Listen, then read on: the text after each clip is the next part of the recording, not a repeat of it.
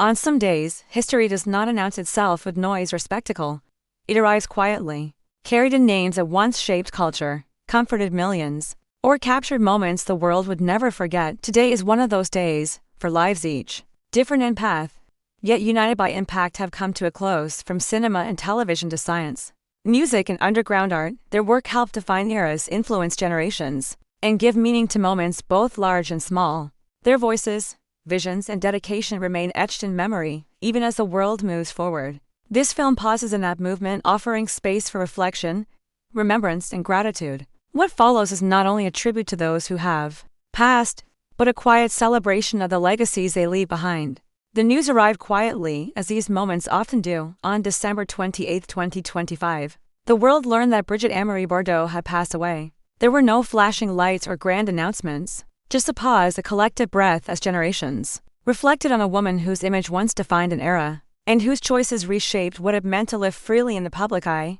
Born on September 28, 1934 in Paris, Brigitte Bardot came into a world still healing from war. France was rebuilding its identity, and unknowingly, so was a young girl who would one day become its most recognizable face. From an early age, Bardot showed a natural grace.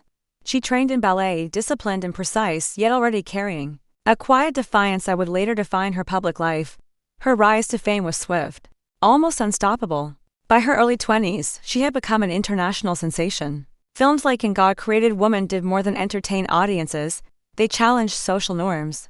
Bardot was not simply acting, she represented a new kind of woman on screen. Confident, unapologetic, unbound by expectation, audiences around the world were captivated. Cameras followed her every move.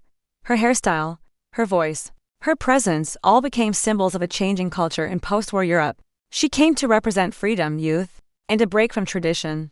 But behind the image was a woman navigating fame that arrived faster than she ever asked for. Those who worked with her often described a deep sensitivity beneath her confident exterior. She was known to be private, even shy despite her global fame. One longtime collaborator once said, "She was never chasing attention, the attention chased her." That tension between public desire and private longing shaped much of her life. By the late 1960s, Bardot had reached a level of celebrity few could escape. Yet instead of embracing it, she began to pull away. The spotlight, once dazzling, became heavy. In 1973, at just 39 years old, she made a decision that shocked the entertainment world. She walked away from acting entirely. For many, it was unthinkable. At the peak of her career, she chose silence over stardom. But for Bardot, it was an act of survival. She later spoke of feeling trapped by fame, of losing her sense of self in the expectations of others. Leaving the film industry was not retreat, it was reclaiming control. What followed was a transformation that would define her second life. Away from cameras, Bardot turned her attention to something that had always mattered deeply to her: animals. Over time, her passion grew into purpose. In 1986, she founded the Brigitte Bardot Foundation, dedicating her energy to animal rights and protection. From fighting animal cruelty to advocating for wildlife preservation, she became one of the most vocal activists in Europe. Her commitment was relentless. She used her fame not for praise, but for pressure, urging governments to act, speaking for creatures without voices. Supporters admired her courage, critics challenged her views, but no one doubted her sincerity. As one animal rights advocate later said, she gave her fame to those who had none. Through it all, Bardot remained a symbol, not just of beauty, but of conviction. She had chosen a life guided by belief rather than applause, and while her public appearances became rare, her influence never faded. Fashion continued to echo her style. Film scholars studied her impact. Younger generations rediscovered her work, finding in her performances a boldness that still felt modern. As the years passed, Bardot lived quietly in the south of France, surrounded by animals and far from the spotlight she once commanded. Those close to her described a woman at peace, content with her choices, and deeply protective of the life she had built away from fame. When news of her passing broke in December 2025, tributes came from across the world. Artists, filmmakers, activists, and fans shared memories of what she represented. A French cultural minister wrote, "She was more than a star, she was a moment in history." A fellow actress reflected, "Brigitte showed us that a woman could walk away and still be powerful." Her life told a rare story, not of constant ascent, but of intentional departure. In an industry that often demands everything, Bardot chose herself. In a world obsessed with attention, she chose meaning. Today, her legacy lives on in many forms in the films that still play on quiet evenings, in the fashion that borrows from her effortless style, in the voices that speak for animals because she once did, and in the idea that true freedom sometimes means stepping away, not leaning in. Brigitte Bardot did not just redefine beauty or fame, she redefined choice. And as the world remembers her now, it is so with gratitude for the art, the courage, and the life lived on her own terms. The news came quietly, carried on winter air and evening broadcasts. On December 24, 2025, Laverne Frank passed away, closing the chapter on a life spent watching the skies so others could feel safe beneath them. For many Americans, his voice was more than information, it was reassurance. In moments when storms gathered strength and uncertainty filled the air, Frank spoke with calm, steady clarity. He did not raise his voice, he did not seek attention. He simply explained what was coming and what people needed to do to stay safe. Born in 1931, Frank grew up with a deep curiosity about weather and the forces that shape the world. That curiosity became a calling. He studied meteorology at a time when forecasting relied as much on instinct as it did on science. Over time, he helped change that balance, bringing structure, data, and communication together in a way that saved lives. His career reached national significance when he became director of the National Hurricane Center at a time when hurricanes were often misunderstood or underestimated. Frank worked to improve how warnings were issued and how the public received them. He believed information should never cause fear, only preparation. A former colleague once said, "Neil had a way of speaking that made people listen without panic." He respected the storm, but he respected people more. That philosophy shaped his entire career. During some of the most dangerous storms in American history, Frank became a steady presence. Viewers remember the calm tone, the careful explanations, and the clear guidance. He understood that behind every forecast were families, homes, and lives depending on accuracy and trust. After retiring from the National Hurricane Center, Frank did not step away from public service. Instead, he brought his knowledge to television, becoming a familiar face in homes across Texas and beyond. As a chief meteorologist, he continued to educate, explain, and reassure. Even off-camera, he remained a teacher at heart, mentoring young forecasters and encouraging careful communication. Those who worked with him often described his humility. Despite his accomplishments, he never sought recognition. He believed the work mattered more than the credit. One former student recalled, "He taught us that weather is powerful, but people are more important." That stayed with me beyond his professional life. Frank was a family man. He was a grandfather, a mentor, and a quiet presence in the lives of those who knew him best. His grandson, musician Forrest Frank, would later speak of him as a guiding force, steady, thoughtful, and deeply caring. As technology advanced and forecasting tools improved, Frank welcomed change. He understood that science must evolve, and he encouraged younger generations to push further, learn more, and communicate better. His legacy was not only in what he built, but in who he inspired. When news of his passing spread on December 24th, tributes came from meteorologists, broadcasters, and viewers alike. Many spoke of nights spent watching the Weather Channel during storms, finding comfort in his calm delivery. Others remembered his kindness behind the scenes, his patience with young reporters, and his dedication to public service. One message shared online reads simply, "He helped us feel safe when the sky was at its worst." It was a sentiment echoed by thousands. Frank's life reminds us that heroism does not always arrive with noise or recognition. Sometimes it comes in clear sentences, careful warnings, and a steady voice in the dark. His work saved lives, not through fear, but through understanding. Today, his legacy lives on in every forecast that values clarity over drama, and in every meteorologist who speaks with care and responsibility. He leaves behind a profession stronger than he found it, and a public forever grateful for his calm in the storm. And as the weather moves on, as it always does, the quiet guidance of Laverne Frank remains, a reminder that knowledge, when shared with compassion, can protect millions. The news arrived softly, without spectacle or noise. On December 22, 2025, Patrick Cassidy Finn passed away, leaving behind a quiet space in American television that many did not realize he had filled for decades. There were no flashing headlines or sudden announcements, just a slow recognition that a familiar presence was gone for many viewers. His face was known long before his name. He was the kind of actor who felt familiar, even comforting. The kind who stepped into a scene and made it feel real. His performances did not demand attention. They earned it, gently and honestly.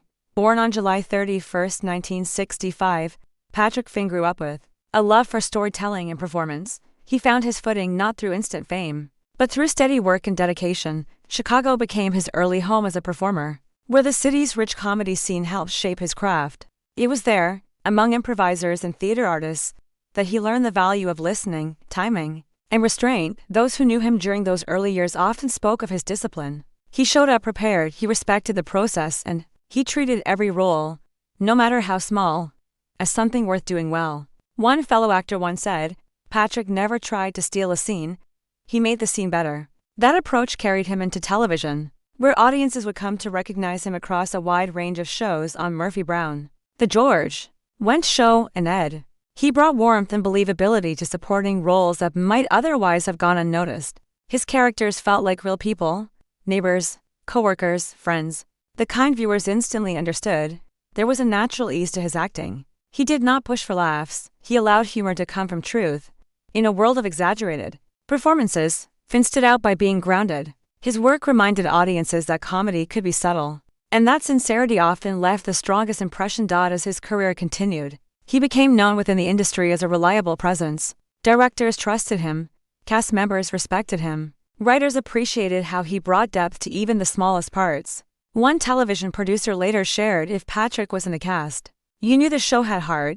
Yet despite his growing resume, fame never seemed to interest him. He avoided the spotlight and rarely sought attention. For Finn, acting was not about recognition, it was about craft, about showing up, telling the story, and letting the work speak for itself. Friends often described him as kind and unassuming. Off camera, he was thoughtful and soft-spoken, with a dry sense of humor that surfaced at just the right moment. He listened more than he talked, and when he did speak, it was usually to encourage someone else. As the years passed, his career continued steadily. He moved between television, stage work, and guest appearances. Always dependable, always professional, younger actors looked to him as an example of longevity built on respect rather than ego.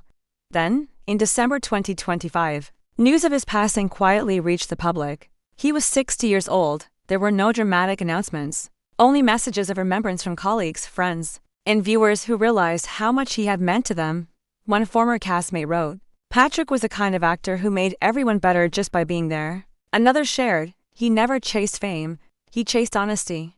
The response was heartfelt and sincere. Much like the man himself, social media filled with clips of his performances. Small moments that suddenly felt larger in hindsight, scenes once watched casually now carried deeper meaning. In the days that followed, many reflected on how rare his kind of career had become. In an industry driven by visibility and noise, Patrick Finn built something quieter but lasting. A body of work defined not by awards or headlines, but by consistency and care. He represented a different kind of success, one built on trust, on showing up, on being someone others wanted to work with again and again. His legacy lived not in fame, but in the countless stories he helped bring to life. Those closest to him remembered his generosity, his calm nature, and his love for storytelling. He believed in the power of simple moments, in the importance of listening, in doing good work, even when no one was watching. Today, his absence is felt in small ways. In reruns that play late at night, in scenes that now carry added weight, in the quiet understanding that a familiar face is gone,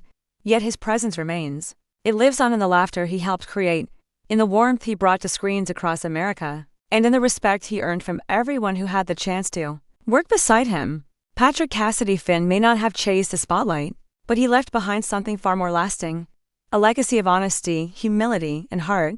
And as audiences continue to discover his work, his memory endures, not as a headline, but as a feeling, a reminder that sometimes the most meaningful performances are the ones that feel most real. In the end, Patrick Finn's life stands as a quiet tribute to the power of consistency, kindness, and craft, and in that, he will always be remembered. The news arrived quietly, without headlines or ceremony. In 2024, Amos passed away at the age of 76. Leaving behind a body of work that had never asked for attention, yet changed culture all the same. For many, the loss felt personal, not because he was famous in the traditional sense, but because his work had captured something real, something fleeting, that could never be recreated again. Amos was born in 1948, in a time when art was beginning to break free from old rules. But long before the world noticed, he was already drawn to the edges. He did not chase polished images or safe stories, he followed instinct, he followed sound, movement, and the people who lived outside the spotlight. In the late 1970s, New York City was raw and restless, the streets were loud, the clubs were crowded. Creativity was messy and unfiltered. It was in this world that Poe found his voice. With a camera in hand, he began documenting what others ignored: musicians, artists, and outsiders creating something new without asking permission. His most well-known work, The Blank Generation, became more than a film. It became a record of a moment that would soon disappear. The punk movement had no script and no rules. Poe understood that if no one captured it honestly, it would be lost to time. So he filmed it as it was, rough, loud, and alive.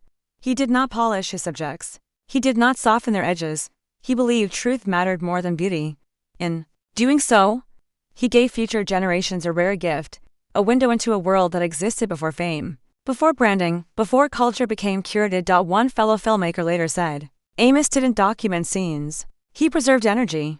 That energy ran through all of his work. His camera did not judge. It observed, it listened, it allowed moments to unfold naturally, even when they were uncomfortable. Poe never tried to commercialize rebellion. In fact, he often resisted the idea of success altogether. While others chased wider recognition, he stayed close to the underground. His films remained personal, intimate, and honest. He believed that once art tried too hard to be accepted, it lost its soul. Throughout the years, his influence quietly spread. Young filmmakers studied his style, musicians admired his refusal to compromise. Artists saw in him a reminder that creativity did not need approval to exist. He became a quiet guide for those who valued authenticity over polish. Despite his impact, Poe remained humble. He rarely spoke about legacy when asked about his work. He often brushed it off, saying he was simply there at the right time with a camera. But those who knew him understood the truth. Being there and choosing to look was the entire point. Friends described him as thoughtful and observant. He listened more than he spoke. He watched how people moved, how they expressed themselves, how culture formed in small, unnoticed spaces. That patience shaped his films and defined his character. As years passed, his work gained new appreciation. What once seemed rough now felt honest.